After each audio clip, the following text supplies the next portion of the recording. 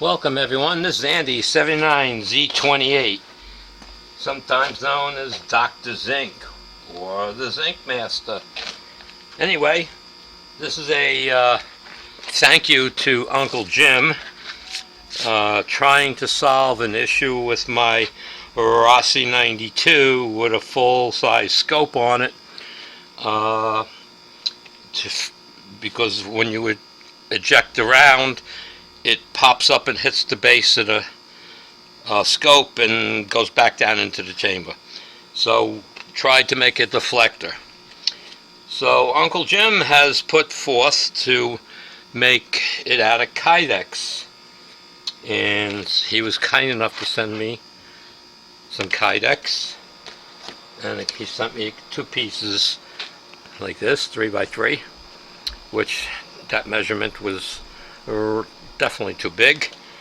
And the way I went about it was basically making a mark on the Kydex, across the back, and using everything in the picture is backwards.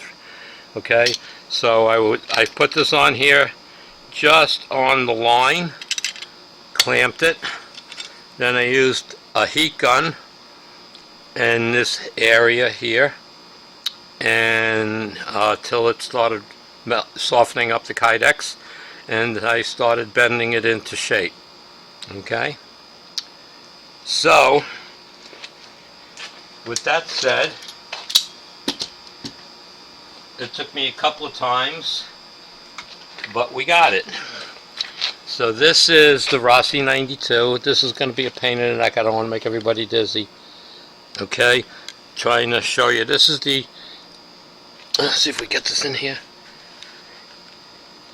Gotta get the light on it there. Well, you can see it. Okay, it's attached to the base of the scope mount. Okay, that's the inside of it. It's hard to tell, but trust me, it's on an angle. I guess maybe you can see it here. Alright, so when the brass pops up, it hits that and deflects to the right and comes out.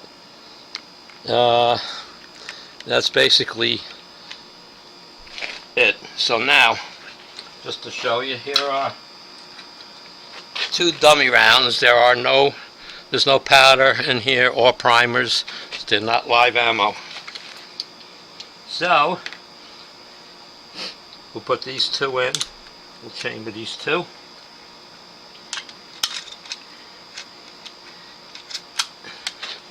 And what would happen is when I chambered, I fired, and what would happen was the bullet would go up, hit the scope mount, and pop back down. Well, now it doesn't. Oh, yeah, of course, it's on camera. Okay, let's try it again. And it's out. That was not the best. Alright, let's do it again. Now this obviously still has the bullet head in it because it is a little front heavy. So let's do it again. Chambered, ejected, chamber, ejected. So it works. Oh. I had a kind of an elaborate design that I was going for to do a 3D printout, but it was a little too complex maybe, so that wasn't what I wound up with. Uncle Jim suggested the Kydex, and it's only mounted to here with a double-sided tape. Again, it's so hard to get the lighting for you to see it. Alright, but it works. So we'll find out more when we go to the range. I did try some unloaded brass, no dummy rounds, just the brass only, and it worked really well. So hopefully I'm going to get to the range this week, and we'll get to really do it under test firing circumstances. And now Uncle Jim surprised me with a little gift in there. Let's see if this is going to show up. Dr. Zinc.